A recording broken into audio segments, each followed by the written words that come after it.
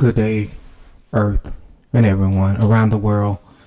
This is me again, Dr. Jermaine Insane, doing another podcast. This podcast will be about Mike Tyson and Jake Paul. I want to say it again. Mike Tyson versus Jake Paul. That should have been the headline.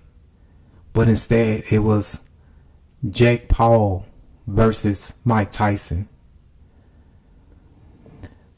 This is the America that we live in. That no matter what your status is as a black America, no matter what you have done as a black American, you still are at the bottom. How could this be that someone who's fairly new in boxing doesn't have a name in boxing, doesn't have any credentials in boxing, doesn't even have the blood, sweat, and tears that Mike Tyson has, but he's the marquee of this fight. He's headlining this fight. Mike Tyson has put his blood, sweat, and tears and life into this boxing industry. But somehow he let a Caucasian guy put himself on top of a career that he made, that he created for himself. This is unacceptable. I'm a huge boxing fan, and I didn't even watch the fight. I watched the Barrios fight, and that was the last fight I watched, because I wasn't going to even watch Serrano and Taylor fight, because I knew it was going to be rigged. Of course, I knew when I woke up that morning to see the results, it was rigged. So I didn't even want to watch the fight. That was the only fight I wanted to watch, was the Barrios fight. Because Jake Paul is the great white hope in America in boxing. And that's who the audience have put on top. I don't understand why Mike Tyson will jeopardize his legendary status to do this fight. He made his money in this fight, in this career, and I know he have lost a lot of money in this career because of Don King.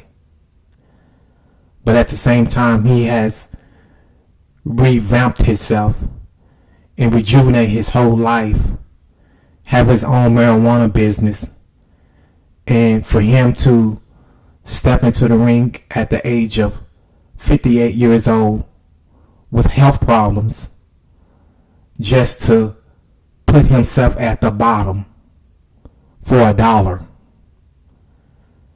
I don't want to say he sold his soul, but in reality he did. Before this fight, I looked at his network, and it say he was worth $10 million. He has kids, 7 kids. How could you go down in history as one of the greatest heavyweight champions in the world, the youngest heavyweight champion in the world, and end your career at the bottom to someone that's basically unknown, a YouTuber, a kid that was handed every bit of what he has today? YouTube, the algorithms forced his videos on people, and then now, because of his race, they are putting him at a higher status than any other boxer that lived this life. And he has this as a game, but this is a serious career. I don't understand Mike Tyson has lost his legendary status in my book to serve the master. I'm going to go back in history with Mike Tyson and show that how the public and how that Black America stood with him when the media tore him down. First, this. At the height of his career, he was convicted of rape. And we stood by him. And we was waiting for him to get out. And when he came out, we still supported him. Because he's one of ours. I don't want to say he's one of our heroes. But he could be someone that we looked up to because of the background he came from. But then he ended up getting in trouble because of a certain situation, and everyone knows that situation. But we stood by him, we waited for him, and when he got back into the ring after his stint, we all supported him, bought the tickets, bought the pay-per-views, and we supported him. And he still never got himself fully together, because still it was sort of a downfall still for him, but he kept going up and down, but we still supported him. And then he became a world heavyweight champion again. And that's how you become a legendary. A rise, a fall, but then you pick yourself back up. And that's what life is about. And looking at Mike Tyson and his story, in his life, how he rose and fell and rose again, that's someone to look up to.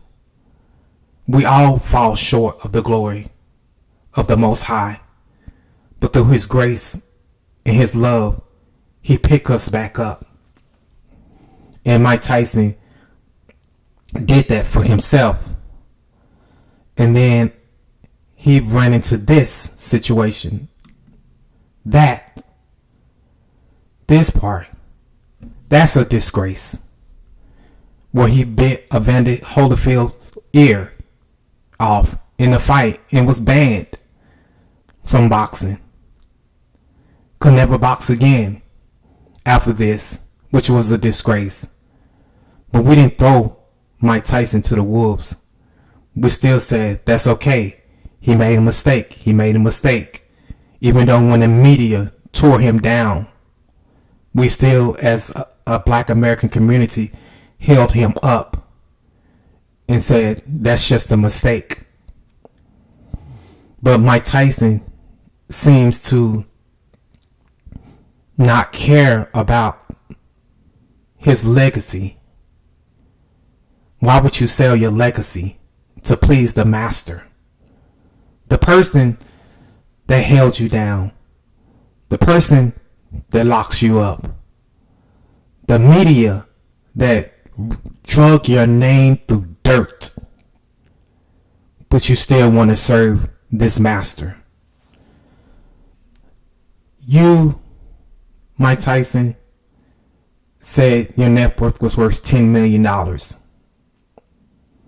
And you have 7 kids. But with this Jake Paul fight, you made $20 million. And Jake Paul made $40 million. Because you still want to put yourself at the bottom. Do you have confidence in yourself, Mike Tyson, to say, I am a man? Do you have confidence in your heart to say, no, I'm the man, I'm the name, I'm the marquee, I'm the star, my blood, my work, my sweat, my tears, my troubles. There's no way I'm going to do this fight with your name first and my name last. There's no way that I'm going to do this fight and you making more money than I am making when this was and is my career. It's shameful. You have 7 kids stated. And you say you don't care about your legendary. But what about the kids, your kids? Some will have to go to school. Some will have to go to work. And they're going to ask, why would your dad ruin his legacy like this? You can't think about yourself, Mike Tyson. Maybe you're thinking about your kids and say, okay, I want to have some money for my kids, so in case when I do pass away, they have something to give them the head start in life. And I guess you would call that generational wealth. But you have your business, your business that you can pass on to them. You have $10 million. There's no telling what type of equity in houses you have and cars you have that you can pass to them. You didn't need that money to ruin your life. Not your life, but your status in life. When you die, that's the only thing people is going to remember. You don't want them to remember. They already can remember this. They already remember this. And they bring this up they probably bring this up to you all the time. They're going to remember you as this. This right here. They're not going to, and what are they going to, and then they're going to remember this. The last thing. This man, his hand rose, and you looking disgraceful. Because you put yourself in that situation. Over $1. Greed. And a lot of people had a little flack with Terrence Crawford said, I love Mike Tyson, but they giving him too much credit. He looked like trash to train that long and only throw 97 punches the whole fight is crazy. I'm just glad he didn't get hurt out there. One thing Terrence Crawford, and he's my favorite boxer. One thing I want to say, he said when he was going into boxing, his dad said, you don't play boxing. And so boxing is his career.